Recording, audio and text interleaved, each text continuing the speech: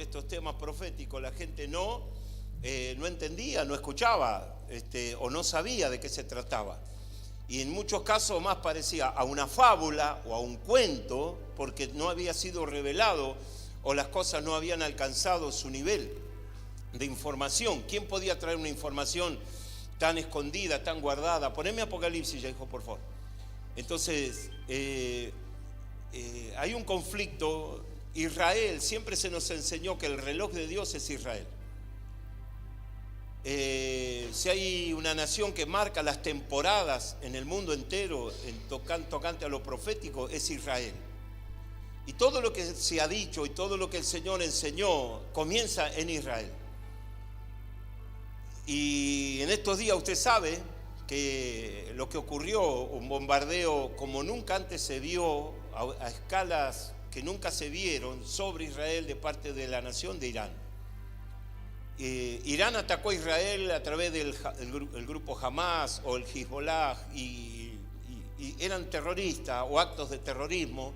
Y no solo en Israel, sino usted lo vio en las Torres Gemelas y en Argentina hemos tenido 2 atentados. Un pastor, Rubén Casiato, pastor de la iglesia, falleció, partió con el Señor en la bomba que pusieron en la embajada del Señor. O sea, son grupos terroristas, siempre se movieron así.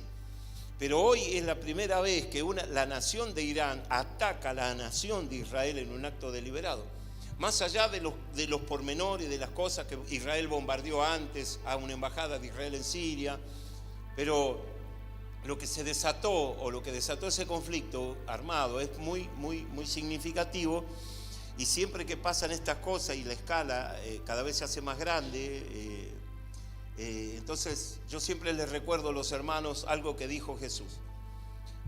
Capítulo 24, 34 de Mateo. San Mateo, capítulo 24, versículo 34 dice: y no pasará esta generación hasta que todo esto acontezca. Eso está dicho directamente por Jesús. Eso es una enseñanza directa de Jesús. Es una palabra profética dada por el mismo Señor. Segundo, en el libro de los Salmos, cuando se habla de generación, se dice que una generación, Salmo 90:10, dice que una generación en Israel son 70 años. Y entre los más fuertes es 80 años. Desde que Israel se hizo nación, el 14 de mayo de 1948, ya pasaron 76 años de esa generación que iba a tomar la tierra de Israel o que iban a nacer nación. La nación de Israel nació el 14 de mayo de 1948 y ya pasaron 76 años. Entre los más robustos son 80 años, estamos a 4 años de que pase no sé qué cosa. No sé qué cosa, pero sí sé que son cosas que ya están guardadas en la Escritura y que eso ya se habló de antes de la fundación del mundo y hombres de Dios las hablaron. Le dije a la iglesia que de las cosas que van a empezar a suceder pronto, dice la Escritura, imagínense que ahora se junta toda la urgencia, porque ahora respondió Israel con drones y armamento a Irán y hay una escalada de violencia ahí donde Estados Unidos, Francia e Inglaterra tuvieron que intervenir en el ataque contra Israel porque, mire, si no intervenían, la muerte y la crisis hubiera sido mucho mayor porque el escudo de hierro que tiene Israel no hubiera soportado tanta presión y tanto bombardeo. Por esa razón interviene Estados Unidos, Israel y Francia para que esos misiles no lleguen a Israel porque todos ya estaban hablando del comienzo de una tercera guerra mundial a niveles atómicos también. Todos tienen armamento atómico. Entonces Israel quiere responder, Estados Unidos le dice que no, porque temen una escalada de violencia como nunca se vio, no solo de Irán, sino de Irak, de todas las naciones que están rodeando a Israel. Hace poco se firmó un acuerdo de paz con el mundo árabe, pero ahí está Yemen del sur, Yemen del norte, están otras naciones, los jordanos, se teme que de ahí comience una escalada muy violenta.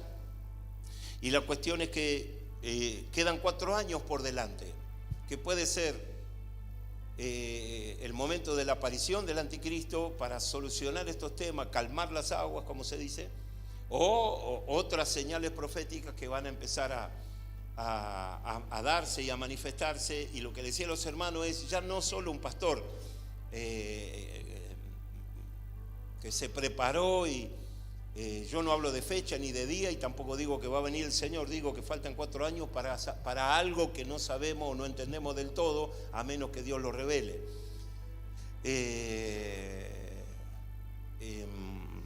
¿Qué le iba a decir? ¿Cómo?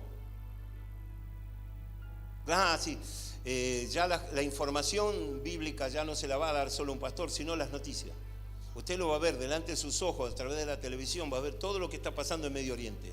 O sea, ya no queda a la información del pastor, sino a la información de los medios de comunicación, donde usted tiene que estar atento. Mire, cada vez que se hable de algo en Medio Oriente, ponga la tele, busque información, vaya a las redes, porque ahí está el reloj de Dios. Esto se va agotando, esto va llegando a un clima, y este mensaje tiene que ver con esto, con el libro Apocalipsis. Vamos al tema. Dijimos que el libro Apocalipsis es el libro del mayor amor de Dios. Para mí, si usted me dice, ¿cuál es el libro que contiene el amor del Padre? La mayor intervención de Dios en nosotros. Y para algunos Apocalipsis solo le interesan los juicios. Para algunos Apocalipsis es el 666, las marcas, las señales, el dragón con 7 cabezas, los 144.000, el Jerusalén que viene del cielo, toda una información que todavía no fue del todo revelada. Pero Apocalipsis habla, dígale al de lado, del amor del Padre. Gracias por ese entusiasmo. Apocalipsis es el amor del Padre, el libro de la revelación del amor del Padre. Porque no eran momentos buenos para Israel ni para los creyentes en aquel tiempo. Ya todo lo que había pasado en Jerusalén con respecto a Cristo ya había sido sucedido. Los 2 caminantes que van caminando de Emaús retornan a Jerusalén, detienen la huida porque el Señor se les cruza en el camino y hay una conversación y Él se les revela personalmente a estos 2. Uno era el tío Cleofa y otro no me acuerdo quién. Así que tienen un encuentro personal con el Señor. Jesús le dice, ¿qué conversaciones son estas las que tienen ustedes? Y eres tú el único forastero en todo Israel que no conoce lo que pasó con tocante al Cristo de la gloria, Jesús de Nazaret. Bueno, le relata la historia y al final en una mesa, en una cena, el Señor se revela, abre el pan, es como compartir la Santa Cena con ellos, y una vez que se revela y ellos entienden quién era el tercer caminante, que era Cristo, ellos dicen, ¿no ardía nuestro corazón al escuchar las palabras que salían de su boca? Cada vez que tocaba una historia, un texto bíblico, una cosa así, ardía nuestro corazón. Y yo quiero hablarle de eso, de que arda el corazón. No podemos seguir, dijo el tío Pedro hace un ratito, fríos o modo invierno. Decirle, tenemos que calentar el corazón, que arda el corazón. Necesitamos que el corazón arda. Ahora, ¿cómo arde el corazón? Solamente con el conocimiento de la Escritura. Mire, esto no es base a promesas de hombre o algo que se me ocurra a mí, es lo que está escrito en la palabra. Sociedades Bíblicas dijo, la iglesia tiene un problema y es que la iglesia no lee las Escrituras. Gracias por su entusiasmo. Entonces, todo es lo que ya aprendí, lo que me dijeron, evaluaciones propias, pero la palabra de Dios se renueva. Decirle, la palabra de Dios se renueva todos los días. Aunque yo le predique de Juan 3:16 durante un año, no va a ser el mismo mensaje Juan 3:16 en todo el año, porque Dios se renueva todos los días. Por eso dice que su palabra es viva. Gracias por su entusiasmo. Diga conmigo, la palabra de Dios es viva. La palabra de Dios es eficaz, es poderosa. Por esa razón no dejó la Escritura, no lo dejó en la mente escrito ni en el corazón. El Señor dijo, escribe, escribe. ¿Qué le dijo al profeta Juan o al apóstol Juan? ¿Qué le dijo? Escribe. ¿Por qué razón le dijo escribe? Para que todo el tiempo podamos repasar esto. Entonces, el libro de Apocalipsis contiene escenas donde Dios muestra su amor para con los hombres. ¿Por qué? Porque era un lío, era una persecución. La primera persecución de la iglesia parte de Jerusalén. Desde el mismo Jerusalén comienzan las crisis, los problemas, las persecuciones a los cristianos. No querían saber nada con los cristianos. Si había alguien a quien perseguir, es a los cristianos. Si habían que matar a alguien, a los cristianos. Si había a alguien que quitarle su propiedad, de su casa, su negocio y dejarlos en la calle, eso eran a los cristianos. Los cristianos no tenían lugar, huían de un lugar a otro. ¿Por qué razón? Porque Dios lo permitió así. ¿Sabe? Dijo el tío Pedro, a veces pasan ciertas cosas que no entendemos, o crisis o momentos de dificultad, no lo entendemos. ¿Sabe? En Israel, en Jerusalén, estaban todos llenos del Espíritu Santo. ¿Cuántos dicen gloria a Dios?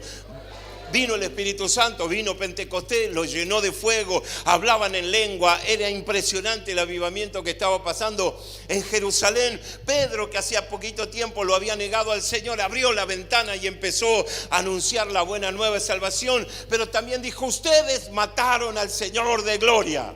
Esteban dijo así a los que lo estaban juzgando, ustedes mataron al Señor de gloria. El evangelio que se predicaba era, ustedes mataron al Señor de gloria, arrepiéntanse, porque si no el Señor no viene a misericordia. No era un mensaje de amor, no era te abrazo y te beso, eran mensajes muy duros, porque lo que hacía necesario volver es el corazón de los hombres, la conciencia de las personas, que ya los tiempos habían avanzado a tal punto que eran momentos de arrepentimiento.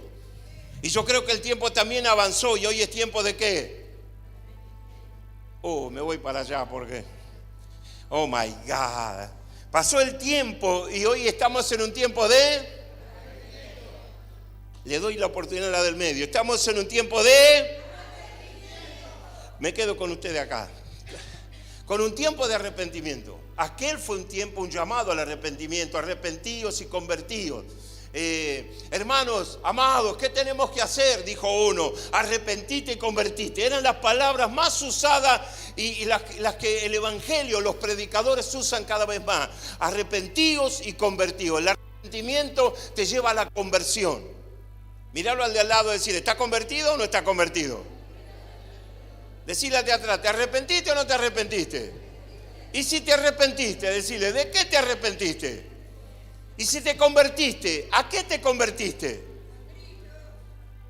Entonces, todos aquellos que huían y el Espíritu de Dios los tocaba, los llenaba, ellos se paraban y testificaban de Jesucristo, diciéndole a los que oían, arrepentidos y convertidos. Esto no fue hasta hace mucho.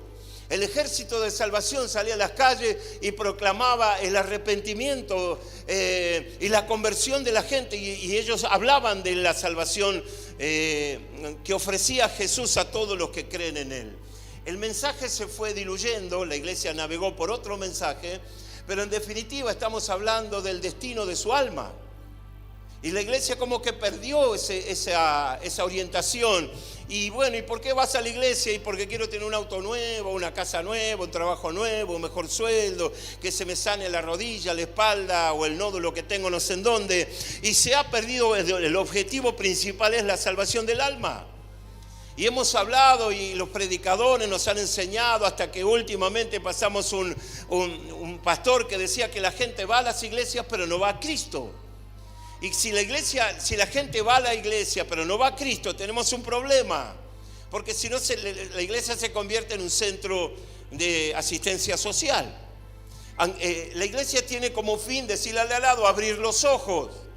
Gracias por su entusiasmo. La iglesia tiene como fin abrir los ojos, mostrar el camino por donde andamos. Y si es necesario pegar la vuelta, pegamos la vuelta. Y si no es necesario, seguiremos adelante.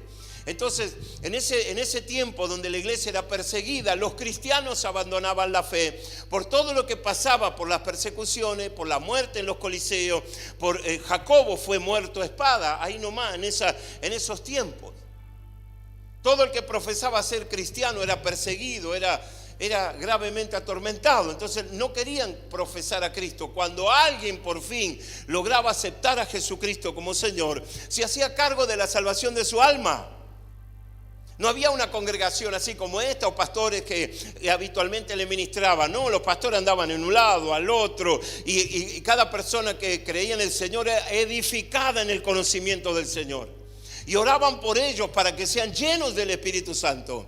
Llegó Pablo, llegó Sila a una reunión de ancianos, y dice que oraron por ellos, pusieron las manos, se levantó alguien con una palabra profética y los ungieron para que salgan a las misiones, para que salgan a trabajar para el Señor. No le prometieron sueldo, no le prometieron hoteles, no le prometieron la social, no le prometieron nada, porque estaban sirviendo al Señor. Los largaron, los soltaron. Hacía poco tiempo que estaba Pablo predicando, pero tenían un fuego en el corazón que los ardía, y eso llevaba a hacer cosas maravillosas. Le dije a los hermanos también, gracias al testimonio de aquellos que predicaron cuando todos callaban, el Evangelio llegó hasta acá. Gracias a esos que murieron ayer, el Evangelio llegó hasta acá. Ellos pagaron con su vida, ellos pagaron con sangre, ellos pagaron por el testimonio para que el Evangelio nos llegue a nosotros. Ahora la pregunta era también, había gente que huyó, había gente que escapó, había gente que le dio la espalda, había gente que se arrepintió de ser cristiano, pero gracias a ellos no llegó el Evangelio por aquellos que pagaron el precio. Gracias por su entusiasmo. Subime la musiquita, por favor. Súbala.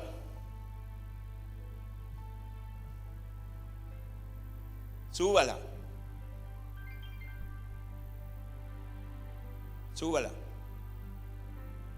Por favor, subilo.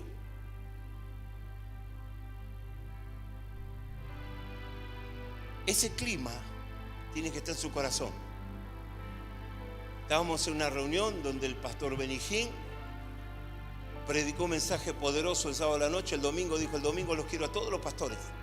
En la oficina al lado nos vamos a juntar. Y el otro día fueron todos los pastores. Se encerraron las puertas y Benijín dijo, son todos los pastores. Levanten la mano todos los que son pastores. Levanten la mano los que no son pastores. Salgan todos de acá. Hay una orden y hay un orden en el mundo espiritual. Y sabe, la noche anterior, el sábado, cuando él estaba ministrando y tenía que soltar algo, le decía al músico, súbeme la música, porque el ambiente tenía que cambiar en un mundo espiritual, porque lo que venía era poderoso. Le estaba enseñando a la iglesia a adorar a Dios, que no hay mejor cosa que adorarle a Dios. Por eso le decía, que suba. Juan, voy al hecho. Juan fue elegido por el testimonio de predicar el Evangelio. Juan fue un hombre que no lo pudieron matar. Domiciano dijo, tráigamelo a mí que yo voy a matar a ese hombre. ¿Cómo que nadie lo puede matar? No, a ese no lo puede matar nadie. Ese era lo que se decía en el barrio. Esa era la fama de Juan. A ese no lo puede matar nadie.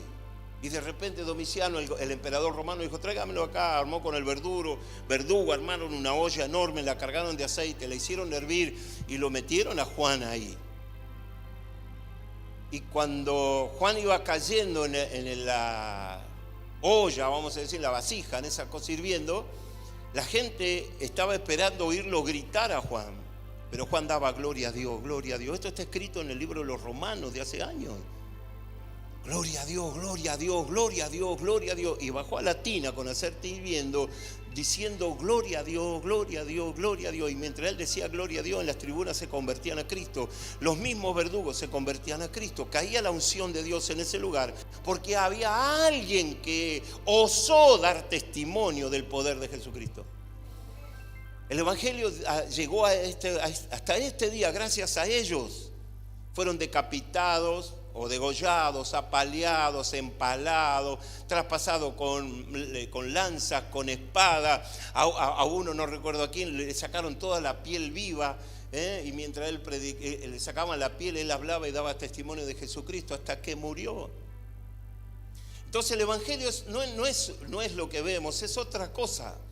El apóstol Pablo habla del otro Evangelio. Y lamento a lo mejor haber andado por ese otro Evangelio, pero cuando Jeremías dice, cuando no sepan para dónde ir, fíjense, averigüen, pregunten por las sendas antiguas y peguen la vuelta, porque es el momento donde uno comienza a edificarse personalmente. Hoy escuché un mensaje de alguien que hace unos cuantos años atrás, él hablaba en contra del funcionamiento de la iglesia, porque le convenía en aquellos años todo lo que se enseñaban los pastores, lo que se enseñaba en las iglesias estaba fuera de moda, etcétera, etcétera, etcétera. Y hoy escuché un mensaje de la misma boca de aquel que rechazaba. Él entiende que fue usado por las disqueras, entiende que él fue comprado por las disqueras, y la disquera o las empresas discográficas le obligaban a él a adorar a Dios, pero por dinero, le obligaban a él a sacar discos. Había puesto y había hecho un contrato con esas empresas discográficas para adorar a Dios. O sea, todos los discos y las canciones que él grababa no le correspondían a él, sino a la disquera. O sea, era un contrato. La disquera decía, bueno, te pago X pesos por mes y haceme esto, y hacía eventos, y todo era caro y todo se cobraba. Hoy es una vergüenza que la gente cobre por adorar a Dios. ¿Me está entendiendo cuál es el otro evangelio? Entonces, hoy tenemos que decidir a qué evangelio seguir, si a ese de las luces o del espectáculo, o al de la voz de los mártires, esa gente que sigue hoy en Pakistán, Irán, Irak, India, siguen matando hoy a cristianos, ya sean católicos o sean cristianos evangélicos. Prenden fuego las iglesias, hoy prenden fuego las iglesias. Hay un señor con la S más chiquita de todas, que se llama Boko Haram. Ese hombre entra a las ciudades, está en África, y los pueblos son evangelizados, las pequeñas comunas son evangelizadas. Este hombre va y mata a tiros a todos en esa comunidad, les corta la cabeza, violan a las mujeres, matan a los chicos. Hoy busque Boko Haram. Entonces, ¿cuál es el evangelio? ¿El evangelio moderno, fácil, o el que lleva al hombre a una conversión y una fe verdadera? Bueno, Juan fue elegido por una fe verdadera. El libro de Apocalipsis 1:1 dice la revelación de Jesucristo que Dios le dio para enviar a su siervo Juan, o dar a su siervo Juan las cosas que ha visto y oído y habla. Y yo le decía que ese capítulo 1, versículo 1 de Apocalipsis es el mismo o muy parecido al que aparece en Génesis capítulo 1, versículo 26, cuando allá en aquel tiempo, o en Isaías capítulo 6, cuando el Padre, el Hijo y el Espíritu Santo dice, hagamos al hombre conforme a nuestra imagen y semejanza. Es que hablan los tres, la Trinidad. En el libro de Isaías, capítulo 6, dice, ¿y a quién enviaré? ¿Quién era por nosotros? Isaías dice, envíame a mí. Isaías escucha ese diálogo. Y en el libro de Apocalipsis vuelve a aparecer esta información. Dice que la revelación es de Jesucristo, pero que Dios le dio. Dios es Padre, Hijo y Espíritu Santo, y fluyó la unidad. Entre el Padre, el Hijo y el Espíritu Santo decidieron revelar al hombre cosas que estaban sucediendo y que los hijos estaban sufriendo. Los que creyeron en el Señor estaban sufriendo, estaban siendo martirizados, estaban siendo golpeados, llevados a los coliseos romanos, los estaban robando, maltratando, estaban pasando mal, y muchos ya se arrepentían de la fe y abandonaban la fe. Es el momento que el Padre interviene por amor. Lo llama al apóstol del amor, al que pagó con su vida, al que dio testimonio, al que se la jugó, y que por testimonio lo llevan a la isla de Patmos, 60 kilómetros. Hoy es Turquía. Y él los primeros tiempos vivió en una cueva de mármol donde se sacaban mármol.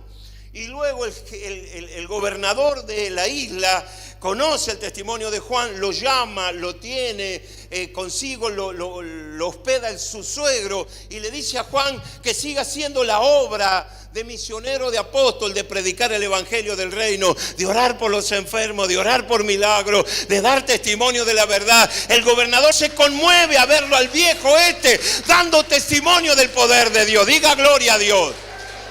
Daba testimonio, hablaba del Señor con denuedo, predicaba la palabra. No le importaba si tenía para comer o no, si tenía frío o no. Él anunciaba la buena nueva de salvación. Dios había confiado en Juan y Juan le repagó con bien. Juan le responde a Dios con bien. Diga gloria a Dios. Entonces convienen, y dice a su siervo Juan, dice, ¿por qué le revelan a Juan? Porque ha dado testimonio de la palabra y del Señor Jesucristo. Un hombre que no se arrepintió de que era cristiano, no se arrepintió de haber creído en el Señor con todo su corazón. Capítulo 1, la revelación de Jesucristo que Dios le dio para manifestar a sus siervos las cosas que deben suceder pronto, y la declaró enviándola por medio de su ángel a su siervo Juan. ¿Qué dice Dios de Juan? Que ha dado testimonio de la palabra de Dios y del testimonio de Jesucristo y de todas las cosas que ha visto. Ese era el hombre indicado, fue el hombre que Dios eligió por el valor que tenía. No se achicó ante nada, dio testimonio ante todo el mundo, ante el mismo Satanás, que era la figura del emperador. Luego él tiene una salutación. El Señor le dice, escribe lo que ha visto a las 7 iglesias que están en Asia. Luego él tiene una revelación personal con el Señor, porque el Señor lo viene a visitar. Sabe que el trabajo es grande, sabe que el trabajo es duro. El Señor sabe que le está entregando y le está confiando a Juan algo muy, dígalo conmigo, muy importante. Porque Dios estaba viendo la tristeza y la angustia, el dolor de la gente, estaba viendo la preocupación de los pastores en Asia, las tribulaciones que estaba pasando, y le dice, quiero que venga, quiero que me escuche, quiero que escribas. Y le da la orden para que escriba a las iglesias. Capítulo 2 habla todo el tema de las iglesias, el capítulo 3 también. Hasta que llegamos al capítulo 4 del libro de Apocalipsis, donde Juan está como encendido, como prendido fuego. La primera vez que recibe Juan la información dice, yo estaba en el Espíritu en el día del Señor. Luego recibe otra revelación y dice, yo estaba en el Espíritu cuando el Señor me visitó. Y ahora vuelve a repetirlo en el capítulo 4, dice la revelación, pero no, 4, vos déjame, 4:1 por favor, hijito. Ahora vuelve a repetir en el capítulo 4, cuando dice que después de esto, miré. ¿Sabe? Si podemos analizar hasta antes de la coma, dice, y después de esto miré. Claro, lo que él vio destrucción, lo que vio fue muerte, lo que vio el planeta prenderse fuego, explotar por los aires, lo que él está viendo el desarrollo del tiempo final. Pero mire qué poderoso que es la palabra del Señor. En vez de deprimirse, dice, hay un mañana, ahora puedo ver, ahora lo puedo entender. No me voy a quedar con el mensaje, estoy viendo que Dios no es Dios de muerte, Dios es Dios de misericordia. Me está permitiendo ver. Porque dice que esta carta o este texto es después de las señales que le dan a la iglesia, y cuando le escribe, cuando le da la orden, le dice, no la lleve a las iglesias. Esta carta es para los ángeles que están enfrente a las iglesias, para los pastores. Así que Dios tiene en mente a la iglesia, Dios tiene en mente en su corazón y los ve luchado, entristecido. ¿Cómo está usted?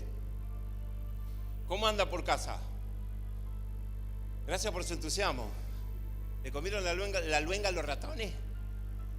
¿Cómo está tu corazón? ¿Está tranquilo, intranquilo, preocupado?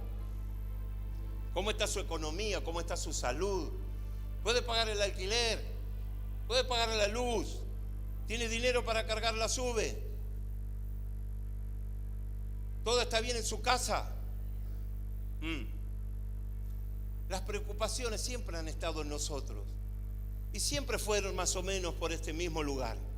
Pero lo que está pasando de allá en aquel tiempo no era esto, sino era mucho más. A todos el Señor le dice, yo conozco tus obras. A cada uno de los pastores de aquellos años dice así, yo conozco tus obras. Pero antes de decirle yo conozco tus obras, el Señor se revela a sí mismo. Yo soy el candelabro, yo soy el de los 7 espíritus, yo soy la plenitud, yo soy el que estuvo muerto pero que vivió. A todo le da testimonio que esa carta proviene del mismo cielo. Mire qué relación, mire qué natural era lo sobrenatural con lo natural era natural. No me está entendiendo. Quiero decir que la iglesia de aquel entonces vivía de lo sobrenatural naturalmente, porque habían sido absorbidos sobrenaturalmente. Ellos veían ángeles, ellos vieron al Señor resucitado, ellos lo vieron a Juan, entendieron la carta, vieron cosas poderosas, el Señor caminando con ellos 40 días. Era una iglesia que caminaba y andaba en lo sobrenatural. Yo quiero ir a esa iglesia que esté caminando en lo sobrenatural, que prenda fuego el corazón, que nos volvamos a Dios, que le digamos, Señor, sos el pastor de la casa, sos el pastor de esta casa, el número 1, el campeón. Necesitamos de tu pastorado, necesitamos que tomes el control de la dirección de la casa. Él sabe para dónde nos quiere llevar. Ahora, después de esto, déjeme decirle algo, después de su tormenta hay un después. Después de tu crisis, hay un después. Otros se rebalen, se caen y se muere. Al loco este lo atropelló un colectivo. Se rompió el colectivo. ¿Me está entendiendo? Se rompió el colectivo. Lo expulsó 458 metros. ¿Por qué decimos esto? Porque cada vez que decía algo iba aumentando el largo que lo chocó el colectivo, no la distancia. Primero comenzó, me tiró como 10 metros, a los 10 minutos no, volé como 20, a los 3 minutos era no, como 50 metros, decía, cada rato era una medida nueva. Escuche, tenía que estar roto por todos lados, golpeó su cabeza, partió el vidrio con su cabeza, ¿me está entendiendo? Le hicieron 2 puntos acá y 1 punto acá, y ¿sabe qué decía? ¡Ay, me duele! ¡Ay, me duele! Nah, me dio una pena porque lo cosieron, lo atendieron en un pasillo del hospital. No había un lugar preparado, limpito, pasaba gente, camilla, gente de acá, gente para allá. Escuche, las tribulaciones van a venir aunque nosotros no querramos que vengan.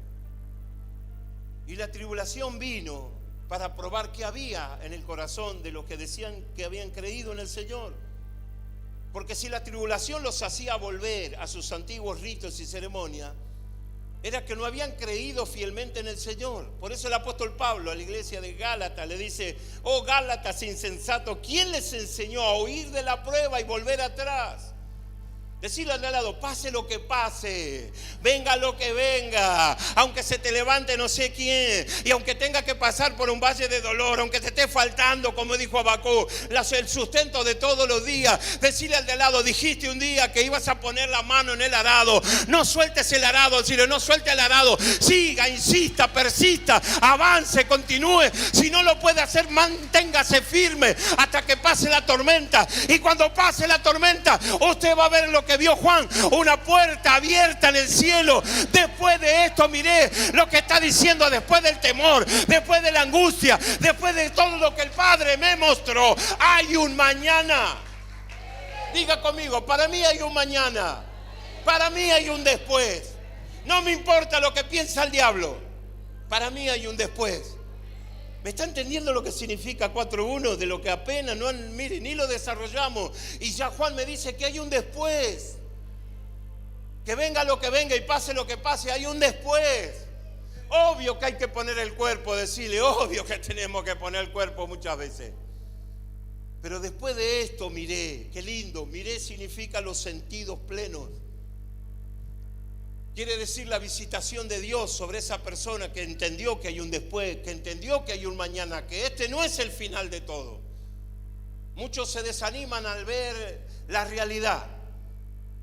Abandonan hoy también la fe porque ven la realidad. Porque la iglesia es así, porque los pastores son así, porque los hermanitos son así, porque el líder queda así, porque sí, porque así, porque así. Hay una realidad que ellos miran. Pero Dios está más allá de la realidad.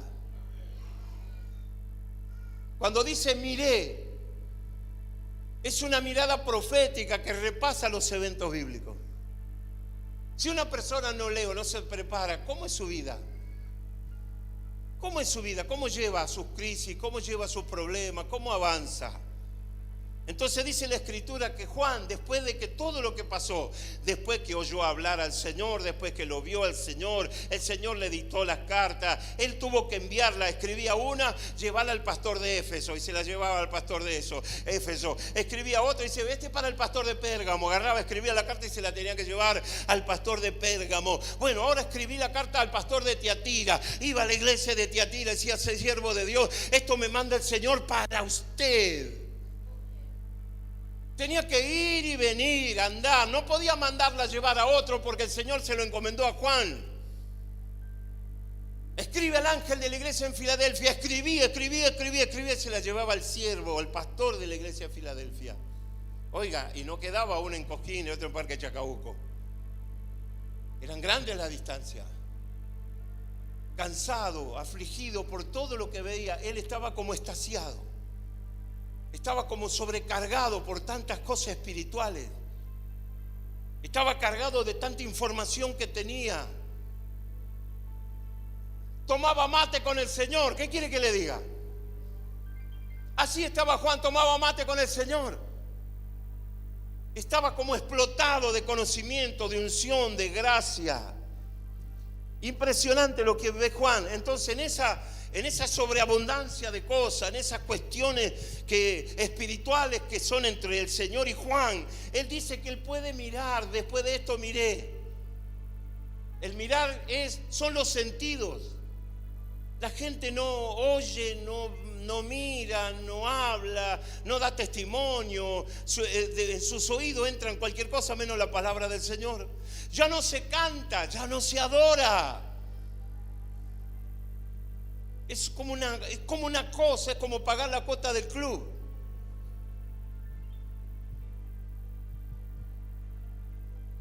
Después de todos esos sucesos que vive Juan, él mira. Dice, y he aquí una puerta abierta en el cielo. ¿Se da cuenta? Todo cosas sobrenaturales. No sale de una manifestación gloriosa y entra en otra manifestación gloriosa.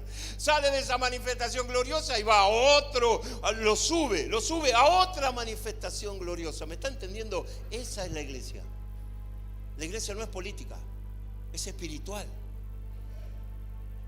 Después de todo lo que vivió, y después de todo lo que hizo, porque cumplió con todo lo que el Señor le dice, y después de haber mandado la última carta o haber llevado la última carta, el Señor le dice, ve la puerta abierta, una puerta abierta en el cielo, y la primera voz que oí, como de trompeta, hablando conmigo, dijo, sube acá y yo te mostraré las cosas que sucederán después de esta.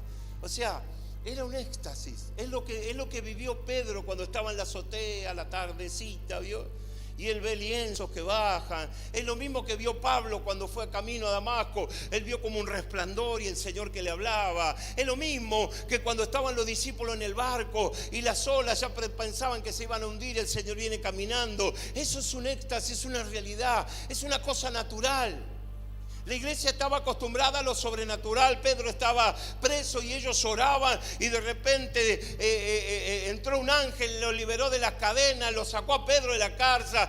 Pedro llega hasta la casa de la muchacha, golpea la puerta, se asustan porque dice, pero si Pedro está allá, ¿cómo es que me está golpeando la puerta? Es que ustedes estuvieron orando y el Señor me liberó, gloria a Dios. Era presencia de Dios todo el tiempo, manifestación de Dios todo el tiempo, cosas sobrenaturales todo el tiempo.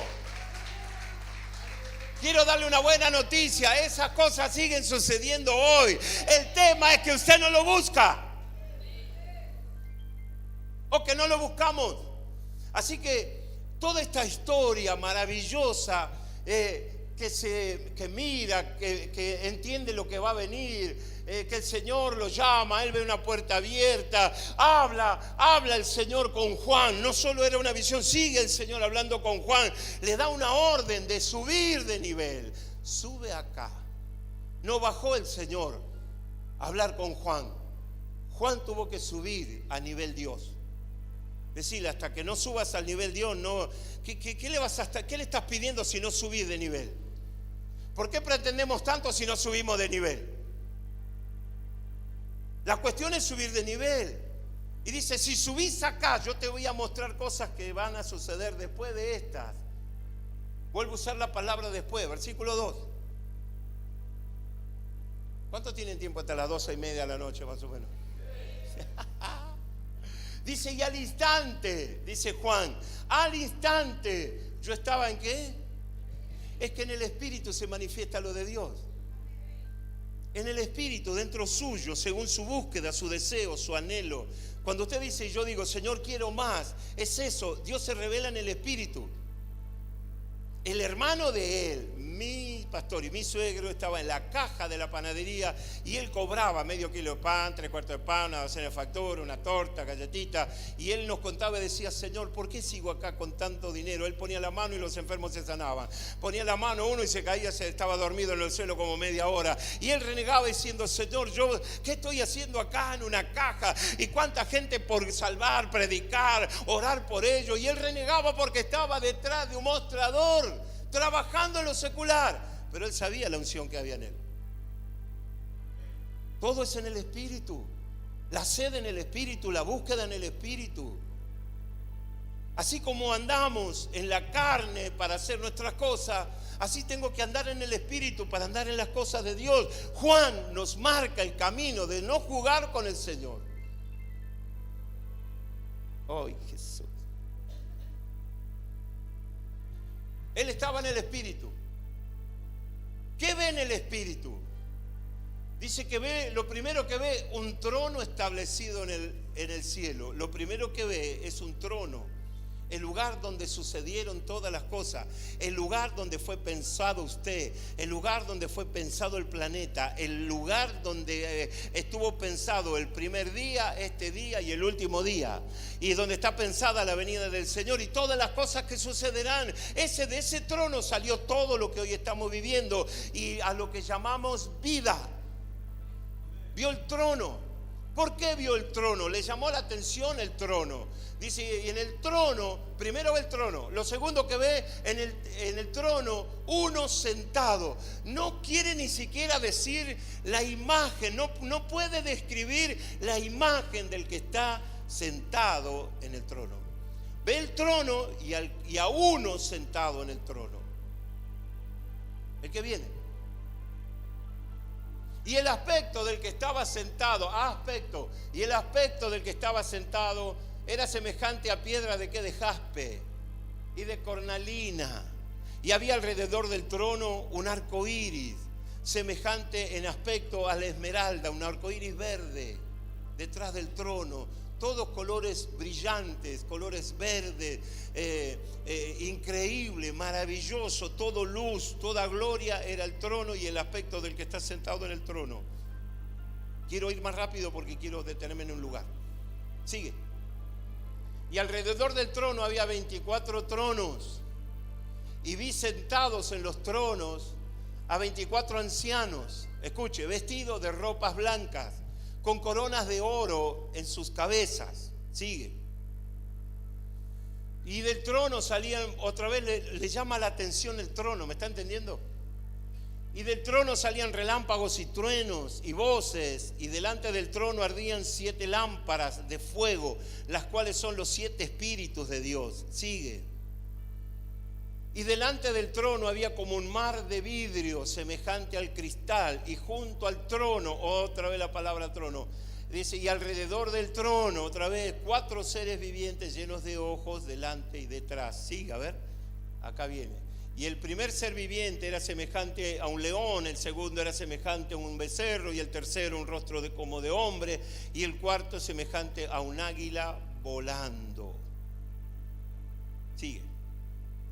Y los 4 seres vivientes tenían cada uno 6 alas, y alrededor del trono y por dentro estaban llenos de ojos, y no cesaban día y noche de decir, escuche, no cesaban día y noche de decir, santo, santo, santo es el Señor, Dios Todopoderoso, el que era, el que es y el que ha de venir. Cierro la Biblia, nos vamos a casa. Juan es el único que tuvo el privilegio de ver la intimidad y el secreto de Dios. Ni siquiera en la tierra, cuando habitaba acá Dios en el tabernáculo, nadie podía entrar al lugar santísimo, solamente una vez cada tanto, y el sumo sacerdote. ¿Para qué entraba el sacerdote una vez al año en aquel viejo tabernáculo? Para ofrecer adoración, para interceder por el pueblo, para decir, Señor, hemos pecado, perdona a tu pueblo Israel. Solamente eso lo podía hacer el sumo sacerdote. Una vez que Cristo vino a la tierra y pagó el precio, Porque Dios ama a las personas. Dios nos ama. Es una frase que ya está repetida y ya está casi gastada. Dios nos ama, pero no quiere decir que no sea verdad. Nos ama. Y de tal manera amó Dios a este mundo, nos ama. Y cada vez que el Señor se movía de un lado al otro era para sanar, para liberar, bendecir, enseñaba, predicaba, sanaba a los enfermos, liberaba a los cautivos. Y eso que se vio en los evangelios, lo vivía la iglesia en aquellos años. Sana a los enfermos, ¿verdad? Libera a los cautivos y nos da seguridad. Ya me acordé. Este es el Cristo que yo predico y no me canso de predicar. Sana a los enfermos, echa fuera a los demonios y nos da la libertad. ¿No es cierto? Ese era el mensaje del evangelio. En eso se desarrollaba el evangelio. La música. Súbeme la música. Alguien que le pegue un chirlito en la nuca. Escuche, ahí estamos. Un poquito más abajo, ahí estamos, escuche. Ese era el mensaje de fe. El centro del mensaje fue Jesús. Cuando el Señor vio que en todo lo que es Antiguo Testamento la gente sufría, que la gente se iba a los Baales, que los sacerdotes se entregaban a otras religiones, que los mismos judíos entregaban a sus hijos a otros demonios por prosperidad, cuando veía que su pueblo quebraba los mandamientos y los pactos, el Señor padecía porque los amaba, era su pueblo, para evitar muerte. Envió a Cristo, diga gloria a Dios por eso. Cristo vino a hacer la ley, vino a cumplir la ley en la justificación, la santificación y también en nuestra redención. Y también el mensaje para el Nuevo Testamento, cuando llegó al Nuevo Testamento tuvo que luchar con lo que estaba establecido en la mente de todos los judíos. ¿A quién tenían en la mente los judíos sino a Moisés? ¿Y a quién respetaban en ese tiempo? A Moisés. ¿Y con quién se le agarró el Señor contra Moisés? Porque Él es superior a Moisés. No lo entendieron los judíos, dijeron que andate vos para allá, nosotros nos quedamos para Moisés. Y dice la Biblia, los suyos vino y los suyos no le recibieron. Y fue a buscar a todo aquel que cree, a todo necesitado, al afligido, al que estaba en la calle. Lo encontró a uno, encontró en el banco de tributo, encontró un ciego al costado del camino, encontró paralítico y a todos lo sanaba. Y a todos le daba libertad. A muchos lo llamaba y al otro decía, el que cree, aunque esté muerto, vivirá. Fue a buscarlo a Lázaro y lo resucitó. Diga gloria a Dios. La vida de Cristo trajo esperanza para la gente. Hablaban del Mesías y le decía, el Mesías ya está con nosotros. La acusación sobre su causa en los romanos era que él decía que era rey de los judíos. Y cuando alguien decía, tú eres el Cristo, el Hijo del Dios viviente, el rey de los judíos, Jesús le decía, tú lo dices. Los ángeles en el cielo se empezaron a alborotar porque veían el maltrato y cómo trataban al Hijo de Dios.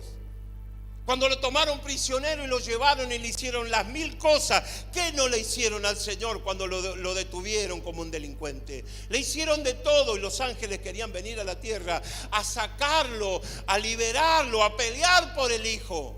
Y en el libro de Colosenses Pablo dice que él hizo la paz entre el cielo y la tierra mediante la sangre de su cruz. Podía haber dicho que vengan los ángeles y se armaba el lío que tenía que armarse más allá. Se iba a haber armado más acá. Cierro. El apóstol que cuidó de la madre de Jesús fue Juan. Cuando colgaba a Jesús de la cruz, le dijo, madre, he aquí tu hijo. Hijo, he aquí tu madre. Y le comisionó a cuidar de su mamá. Es que en el evangelio hay valores, a veces los perdemos. A veces nos olvidamos que tenemos que ser más que hermanos y más que amigos. Nos olvidamos que nos tenemos que portar bien. Nos defraudamos el uno al otro. Yo pido perdón a todos por mis faltas. Le comisionó, por eso lo llaman el apóstol del amor, porque él hablaba de amor. Había una cuestión con Pedro ahí, unos celos. Que Juan dice que escuchó, se le puso de costadito y puso la oreja en el pecho del Señor. Y dicen los predicadores que el único que escuchó latir el corazón de Jesús fue Juan. Pedro se pone celoso. ¿Cuánto celoso hay acá? Oh my God, qué melón a todo. Celoso. Y le reprocha al Señor, ¿qué a ti? Le dice a Pedro, ¿qué a ti? ¿Qué te importa? Si yo a Juan lo tengo todos los días en mi pecho, ¿qué te importa a vos? Oh my God, esas conversaciones existían también. Algún tirón de oreja también el Señor. Dios, ¿qué te importa si yo lo tengo a Juan todo el tiempo en mi pecho? Ay, Juan, la oreja del pastor. También pasaba allá. Cierro. Cuando tuvo que revelar lo que reveló, no había otra persona calificada por amor que el apóstol Juan. De alguna manera, retribuirle lo que hizo por su madre, el cuidado.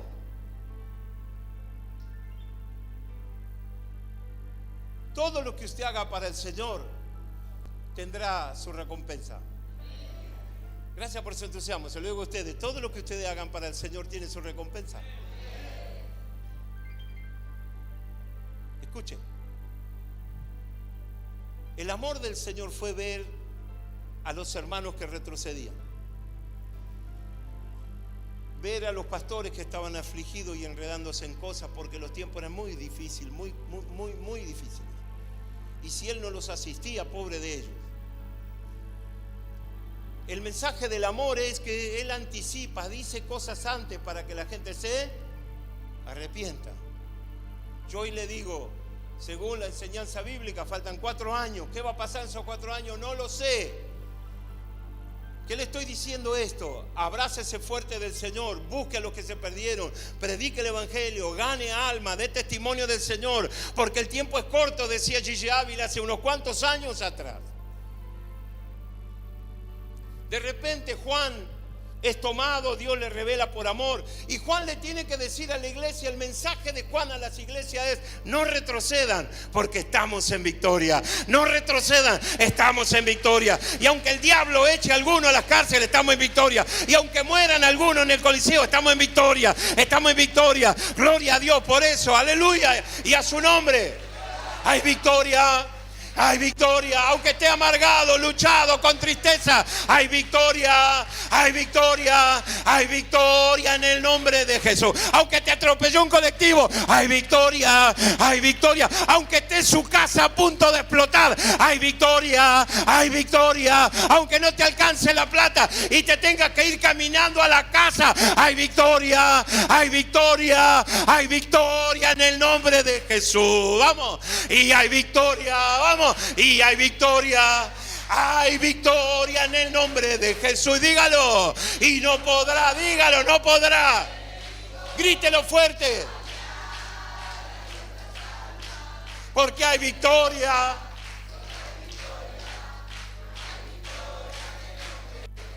Dígalo fuerte.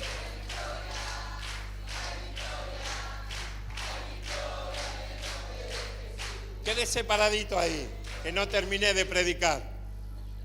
Pero porque se puso de pie, tío, tengo que terminar. Son como las 11:30, 12 menos 20 de la noche. Escuche, mire cómo mire el reloj ahí la chimotrufia. Escuche, ¿por qué le dice hay victoria? Porque a pesar de lo que ven los ojos, ven la maldad reinando, ven al diablo haciendo de la suya, el Señor le dice a la iglesia: aunque haga lo que haga, nosotros estamos en victoria, porque el triunfo de Jesús, el triunfo de Jesús, el que gana esta batalla es el libro de Jesús. Por eso Apocalipsis es el libro del amor del Padre. No queriendo que ninguno se pierda, les escribe para hacerlo volver. Ahora, saque su corazón. Usted sabe que tenemos 2 corazones, ¿verdad? Tío, ¿no? ¿Hay 2 corazones? En 60 años no lo prediqué nunca, dijo el tío, ¿no? Eclesiastés dice que tenemos un corazón de carne y otro a la derecha. Saque el de la derecha. Sáquelo. Juan ve el trono, ve la gloria, ve cosas impresionantes, no las sabe describir. Apenas, conforme su mente dice, parece a esta piedra preciosa, parece al jaspe, parece un mar de cristal, es semejante a esto. No sabe qué es. Pero ¿sabe qué más vio? Vio a 24 ancianos. Y esos 24 ancianos estaban vestidos para la ocasión. con sus túnicas blancas, resplandecientes, sentados en los tronos, corona de oro sobre sus cabezas. ¿Qué más vio Juan? Vio 4 seres vivientes, unos seres vivientes que tienen ojos por todos lados, llenos de ojos. Con sus alas cubrían su cuerpo, 2 volaban, otros sus pies. Era tanta la santidad que emanaba del trono, por eso dice semejante. Y yo, hermanos, si se lo quiero preguntar a ustedes, esos seres vivientes decían todo el tiempo: santo, santo, Jehová Dios de los ejércitos, toda la tierra está llena de tu gloria, santo, santo. Y así repetían: santo, santo, santo, santo, santo, santo, Jehová Dios de los ejércitos, todo el cielo, la tierra está llena de tu gloria. Y cada vez que esos seres vivientes decían santo, santo, santo, los ancianos salían del trono, se humillaban delante del Padre, quitaban sus coronas y ellos también decían: santo, santo, santo, Jehová Dios de los ejércitos, toda la tierra está llena de tu gloria. Le pregunté: ¿por qué esos seres vivientes adoraban al Padre de esa manera? ¿Por qué? ¿Por qué? ¿Qué miraban cuando miraban al Padre? ¿Por qué adoraban? ¿Por qué lo adoraban de esa manera? Uno me dijo una cosa, el otro otra. Dije: no, esto no lo va a entender si no tiene la revelación o el conocimiento de la Escritura o del Espíritu. ¿Cuántos saben del desembarco en Normandía? Los nazis habían avanzado en la Segunda Guerra Mundial, habían avanzado. Y si no se atacaba en una determinada fecha, luego venía el invierno y se iba a ser muy complicado, se iban a ser muy fuertes y la balanza iba a pesar más para el lado de los nazis y los aliados no iban a poder hacer o retroceder más a los alemanes. Así que eso había que hacerlo en una temporada. Resulta que en esa temporada se desata una tormenta y no podían desembarcar. Pero ese no era el problema, tuvieron que ajustar días, horas, modificar lo que 5 minutos antes, que 20 minutos después, que media hora antes, que 1 hora después, porque todo el tiempo cambiaba. Eso también era perjudicial para los alemanes, pero lo perjudicaban al ejército de los aliados. Pero el problema mayor suscitaba en el general que comandaba esa misión militar, y era el general Eisenhower. Él tenía su reunión con su equipo de generales de todas las naciones y él decía así: ¿cuánto es el costo de vida en este desembarco? Y 50.000, 60.000, 70.000 muertes. No, es mucho. Ajusten el desembarco. Así que no solo que tenían la presión del clima, la urgencia de hacer el desembarco, el general pensó más, sabía que tenía que hacer eso, pero el general pensó más en los soldados que iban a morir. Decía: van a morir soldados, hombres valientes, que el costo tiene que ser el mínimo, ajusten el detalle, 30.000, no, es mucho. Sigan ajustando el desembarco, vean cómo lo van a hacer. No quiero que mueran más gente. Siguieron ajustando, mire, pasaron como de 40.000 a 25.000. ¿Se puede hacer algo más? No, este es el número de soldados que van a morir. Y dependía de Eisenhower dar el sí o el no. Y en las películas de la época se lo ve al general mirando por una ventana, fumando un habano, caminando, rascándose la cabeza, porque el sí de él eran 25.000 o 30.000 soldados que iban a morir. No era tiempo para risas, no era tiempo para broma, era algo muy urgente. Y todo el peso y la decisión de quién vivía o no vivía era del general Eisenhower. Hasta que al final hicieron todo lo posible, le dieron el último número, dijeron: bueno, cuando esté listo la operación se hace. Y así se hizo la operación del desembarco en Normandía o del día D. Ganaron los aliados, vencieron a los alemanes y gracias a Dios, bueno, hoy el mundo es otro. Ahora piensa en Dios. Él está sentado en el trono y tiene una debilidad por usted y tiene una debilidad por mí.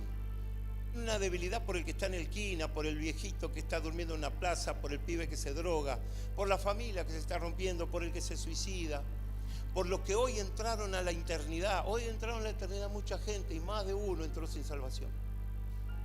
Entonces cuando los seres vivientes miran al trono, ven, permítame en este lenguaje coloquial, ven, sienten la carga, sienten la tristeza de Dios de permitir que muchos se vayan al infierno. De Él, saber de Él, que Él tiene que permitir que muchas almas se van al infierno.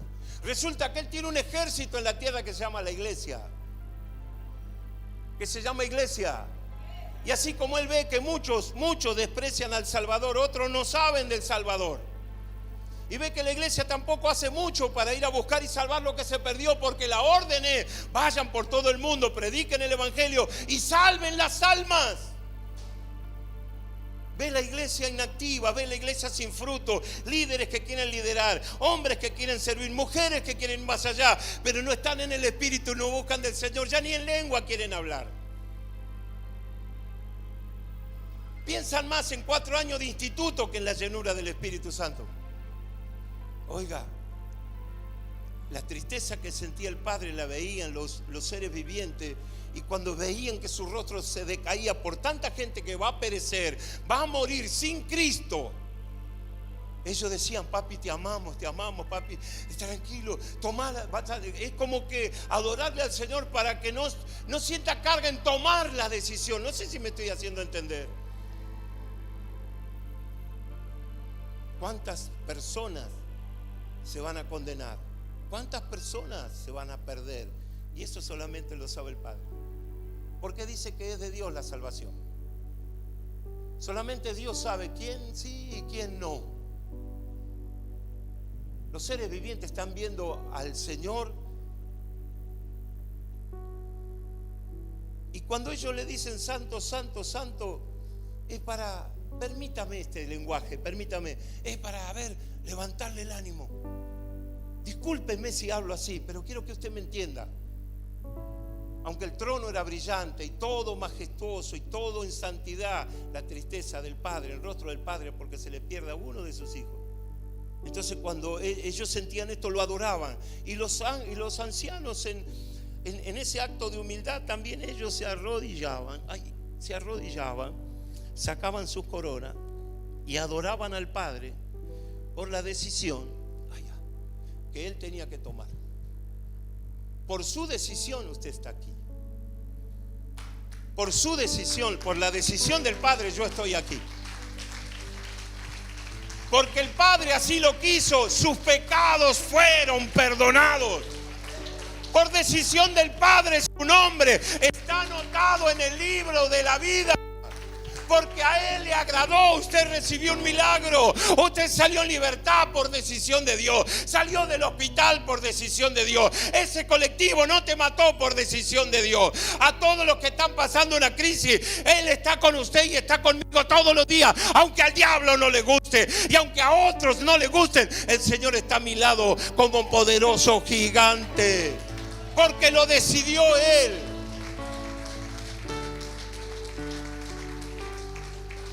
Todo lo bueno que te va a pasar en estos días es porque Dios lo quiso así.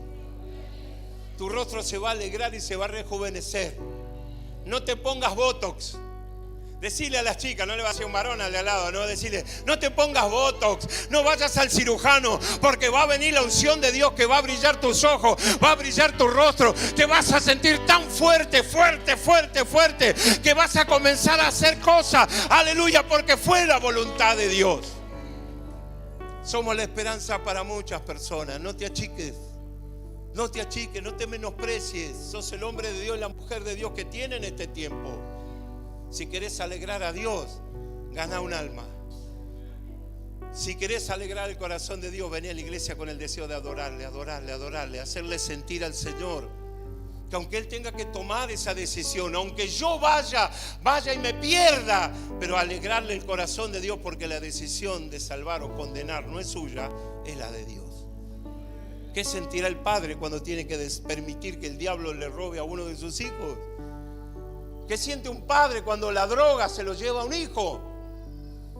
¿Qué siente un padre cuando los muchachos arrastran a sus hijos, a tu hijo, a la delincuencia, al alcohol, a la droga? ¿Qué siente el papá? ¿Qué siente la mamá? Siente dolor, lo mismo siente el padre cuando uno se pierda. Por eso dice que el Padre no quiere que ninguno se pierda. ¿Sí dice así?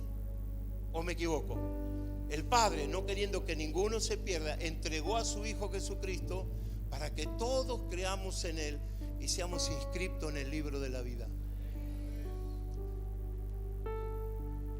Los ángeles le decían, los seres vivientes: santo, santo, santo, santo, santo, santo, Jehová Dios, santo, santo, santo, santo, santo, santo, santo.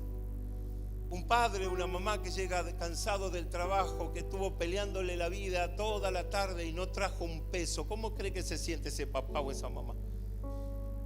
Que salió a vender torta frita y se trajo de vuelta toda la torta frita porque no pudo vender una torta frita.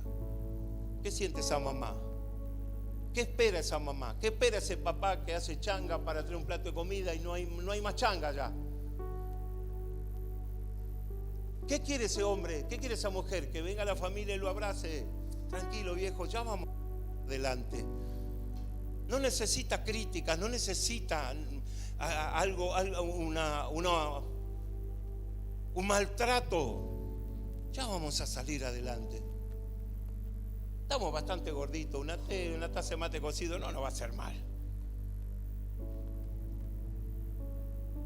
Sobre que tenés problemas, tu mente te lleva a terreno donde no querés ir, eso es un problema. Pero ahí estaban los seres vivientes: santo, santo, santo, santo, santo. Cuando la iglesia vuelva a adorar, vuelve el avivamiento. Cuando la iglesia aprenda a adorar, viene el avivamiento.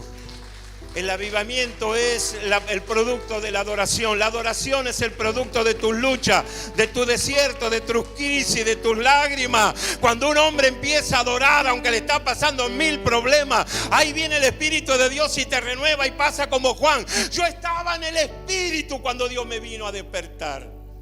Yo estaba en el Espíritu cuando Dios me vino a hablar. Yo estaba orando cuando el Señor me visitó. Qué linda palabra esa, escuchar esos testimonios, hermano. Pastor, estaba orando y el Señor me visitó.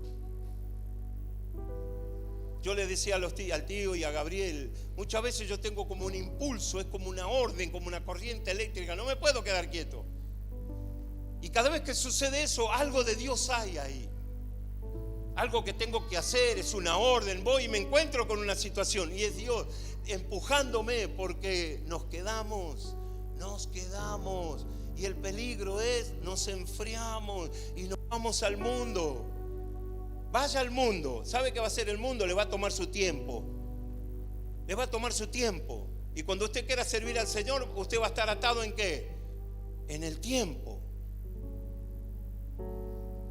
¿Y cómo hago para vivir? ¿Cómo hicieron los judíos para sobrevivir 40 años sin trabajar? Nadie dijo amén. Nadie dijo amén. Había fábrica que nos estaba Coto que vendían celulares, qué sé yo, ¿qué? Dice que Dios lo sustentó todo el tiempo. Es que no aprendemos, lo sabemos, no aprendemos. Pero Dios está llamando a algo, a que en esta casa por lo menos se restaure el principio del avivamiento, la adoración. La adoración, tenemos que adorar al Padre, no por lo que Él va a dar, sino por lo que está haciendo y por lo que tiene que hacer, por las decisiones que tiene que tomar, que ya las tomó, ya está en el tiempo del Padre. Amén o no amén. Cierre sus ojos, adórele. Adórele al Señor con todo su corazón. Aleluya. Sentado en un trono rodeado de luz. Mire cómo las maté. A la diestra del Padre gobierna Jesús. Te maté. Canta otra canción.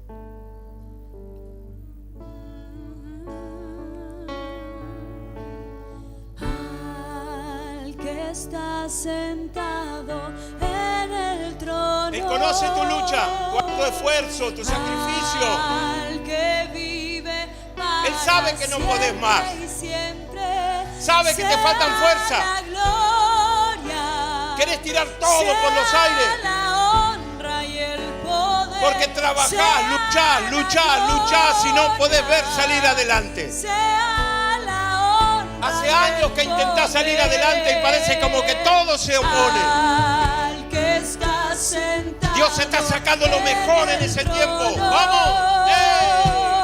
Al que vive. Adórele, adórele, adórele, adórele, adórele, adórele, adórele. Él está sentado en el trono. La victoria es suya. Adoramos, adoramos, adoramos, adoramos. Sea la gloria, sea la honra y el poder. Medita en esa palabra, medita. Míralo al Señor. Canta y míralo. Canta y medita lo que cantas.